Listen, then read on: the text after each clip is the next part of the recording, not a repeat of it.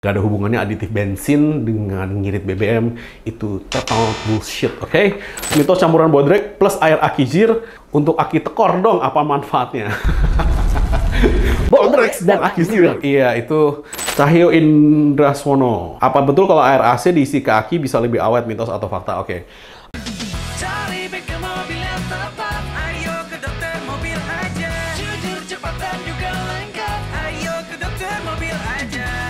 Kualitas yang terbaik, harga juga bersahabat. Percayalah, di dokter mobil pasti beres. Halo lovers, balik lagi dengan saya nomor mobil. Di kali ini adalah mitos fakta nomor 8. Yasir Rohman, kok katanya bensin dicampur zat aditif bikin irit? Irit apanya? Nggak ada ya. Zat aditif itu hanya ada oktan booster, kemudian inject cleaner atau injector cleaner, water removal, atau apapun itu yang lainnya ya gitu loh. Jadi ngirit atau tidak tergantung satu, bagaimana Anda bawa mobilnya, dua, beban di mobil itu sendiri, tiga, ya memang rasio isi mobil itu sendiri berapa konsumsi BBM-nya, empat, oli juga ngaruh. Lu kasih oli yang lebih encer, otomatis lebih ngirit gitu loh. Cuman gak ada hubungannya aditif bensin dengan ngirit BBM, itu total bullshit, oke? Yang namanya oktan booster, lu udah tahu apa itu oktan kan? Kemarin udah banyak yang ngomong dan banyak yang saya jawab gitu kan, dan tidak membuat mobil lu lebih irit ya. Dan yang Ucu mau tanya, mitos atau fakta kalau ganti oli gardannya bisa bunyi? Enggak lah ya. Ganti oli gardannya bisa bunyi kalau lu ganti olinya nggak bener gitu kan.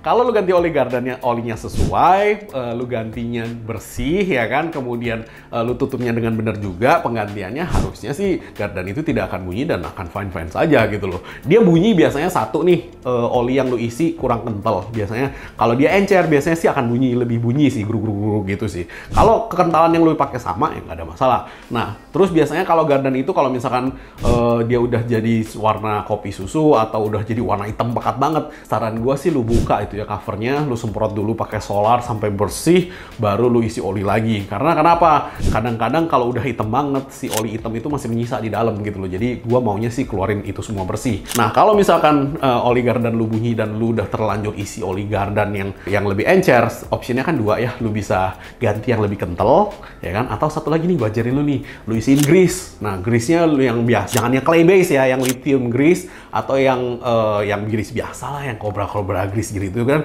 Nah, lu isiin tuh ke situ tuh beberapa pompa lah ya, 3-4 pompa, lu tes lagi. Karena kenapa? Itu nanti grease itu akan tercampur di oli, ketika dia panas dia akan larut bersama si oli itu dan akan melumasi si gear itu, membuat si olinya lebih kental sedikit. Itu kalau lu bener-bener nggak mau beli oli gardan baru ya. Kalau oli gardan kan murah, lu ganti aja sama yang sesuai. Iwan Yels, mitos kaca dipoles mudah pecah, apa benar? Oke. Kaca mobil lu poles tergantung ya. Kalau misalkan dia lecet, tergantung dia molesnya bagaimana, karena nggak boleh lu hilangin lecetannya itu doang. Nanti dia cekung. Kalau ketika dia cekung, lu lihat dari dalam, nanti dia ngeblur gitu kan, efek distorsi. Itu juga nggak bagus. Makanya ketika dia poles, dia tuh biasanya polesnya itu gradasi gitu ya. Tukang poles yang jago ada sih memang sih. Kalau lu tanya akan lebih gampang pecah, maybe yes, maybe no. Balik lagi, yang namanya lu poles itu kan mengikis ya permukaan. Misalnya dari 10 mili ketika lu poles ya jadi 9,5 mili gitu kan. Ya lebih tipis, otomatis lebih tipis, lebih mudah pecah. Cuman kan namanya moles kan nggak mungkin dari 10 mili tiba-tiba jadi 5 kan, nggak mungkin kan. Paling lu moles dari 10, lu turunin 2 mili atau setengah mili, itu juga udah gede bro gitu loh. 2 mili itu udah gede banget gitu loh, lu turunin, dan nggak mungkin segitu juga sih. Paling lu makan 0,5 gitu loh. Jadi iya dan tidak ya.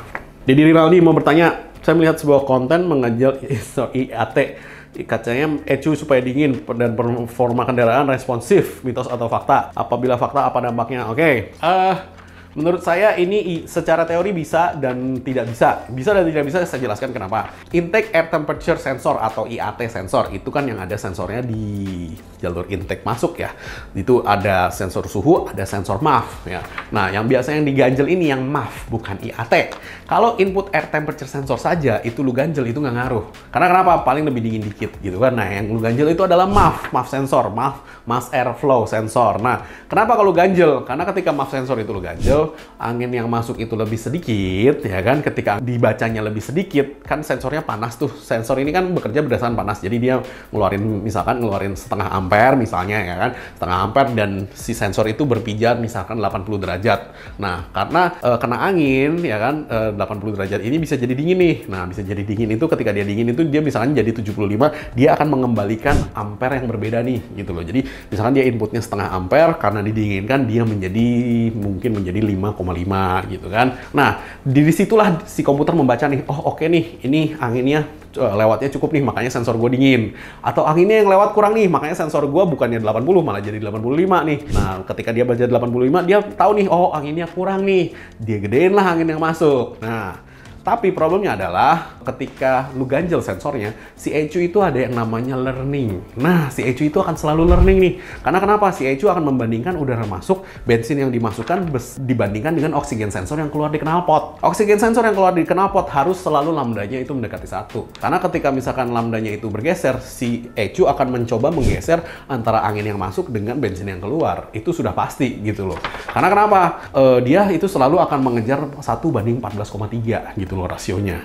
Makanya ketika lu ganjel, paling lu berasa maybe 3 hari anginnya masuknya lebih kenceng gitu kan. Setelah 3 hari si ECU juga mengerti bahwa ini anginnya kegedean nih gitu loh. Yang keluar di belakang terlalu lean nih gitu loh. Kurang basah nih bensinnya nih. Dia akan basahin lagi bensinnya atau anginnya akan ditutup kecilin sedikit. Itu jadi ya dan tidak, balik lagi. Honda Outro S, mitos campuran bodrek plus air aki zir untuk aki tekor dong, apa manfaatnya? Bodrek dan aki zir. Iya, itu ini cerita gue denger maybe dulu waktu gue masih SD ya, waktu masih bantuin bokap gue bersihin kocok-kocok aki itu. Oke, jadi gini, jadi dulu itu ceritanya, kalau lu pakai aki basah ya kan, aki lempengan itu banyak orang-orang yang refurbish aki, ya kan? Karena kenapa? Aki lempengan itu sebenarnya biasanya ketika lu satu kali pakai, dia ngedrop, lu kocok-kocok, lu buang, ya kan? Lu kocok-kocok, lu buang, kotorannya lu buang deh semua deh, ya kan? Udah lu buang semua kotorannya, lu isi lagi aki zir baru, ya kan? Dengan rasionya yang bagus, dan lu pakai lagi, itu biasanya masih bisa pakai tuh 6 bulan sampai 1 tahun, gitu kan? Nah, makanya kenapa ada isunya lagi nih, bodrek dicampur sama aki zir untuk aki tekor gitu kan. Oke, tidak ada hubungannya ya. Bodrek itu kan paracetamol. Paracetamol tuh untuk orangnya. Kenapa dia pusing akinya tekor? Bukan untuk akinya.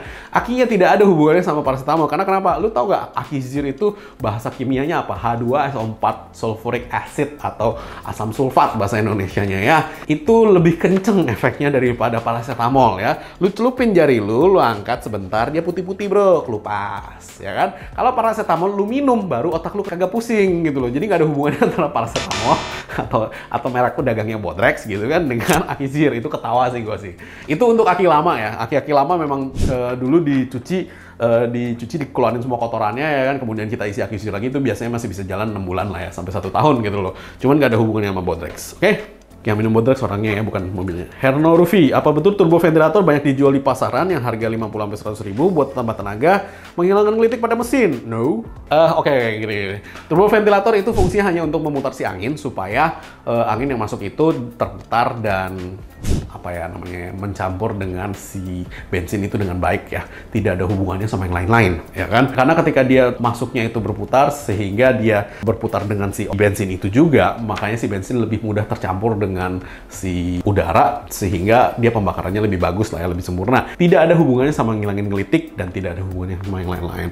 Dia meningkatkan tenaga ya oke lah ya, cuman tidak terlalu signifikan kalau menurut saya. Cahyo Indraswono, apa betul kalau air AC diisi ke aki bisa lebih awet, mitos atau fakta? Oke. Air AC diisi ke aki itu karena aki yang originalnya kan isinya kan sulfuric acid tuh H2SO4 atau aki zir ya kan. Nah itu tuh dia menguap ketika lu pakai. Makanya kenapa ditutup aki itu ada lubang hawa. Karena ketika terpakai dia panas kan. Dia memang didesain untuk menguap. Nah ketika menguap, yang air aki yang tersisa di dalamnya itu menjadi terlalu kental. Nah terlalu kental itu kita encarin dengan apa? Dengan yang namanya Aquades. Aquades itu bahasa resmi kimianya ya. Aquades dimana itu pure H2O. Karena kenapa pure H2O itu kita butuhkan untuk mengisi di situ supaya kenapa? Supaya tidak menimbulkan kerak atau residu yang lainnya. Nah, air AC itu memang betul itu pure H2O ya kan. Jadi memang tidak ada masalah ketika lu menampungnya dengan bersih dan benar gitu loh. Karena air AC itu kan timbulnya dari kondensasi. Nah, kondensasi itu kan tidak mengandung mineral ya. Jadi yang namanya udara di ruangan kita ini tercampur H2O sedikit dan H2O itu tidak mengandung mineral. Nah, makanya kenapa bahwa air aki biasanya kalau lu buat tambah-tambah doang pakai air AC bisa, itu fungsinya sama. Bilang akinya lebih awet, no sih, sama aja sih bro. Oke, mungkin sekian dulu penjelasan dari saya Mitos dan Fakta nomor 8. Jangan lupa subscribe, like, dan komen di YouTube kami. Thanks.